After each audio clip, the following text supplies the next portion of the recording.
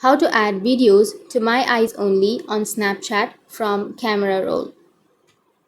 So if you want to add videos to My Eyes Only on Snapchat from Camera Roll, then first you just need to open up your Snapchat application. Once you open your Snapchat, now go for the saved snaps or the albums option, which is here on the bottom left, and under that you need to go for the Camera Roll option. And once you're here on the Camera Roll, now if you want to add any video to your My Eyes Only, then you just need to simply select that video. Once you've selected, here on the bottom you will have hide option. So simply tap on the hide, which is the eye option. Tap on hide, and then here you need to tap on move.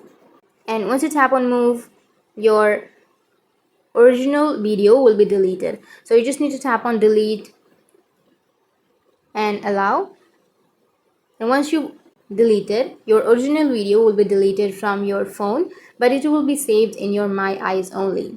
So that's how you can add videos to My Eyes Only on Snapchat from Camera Roll. And if you have any questions, feel free to comment below. Thanks for watching.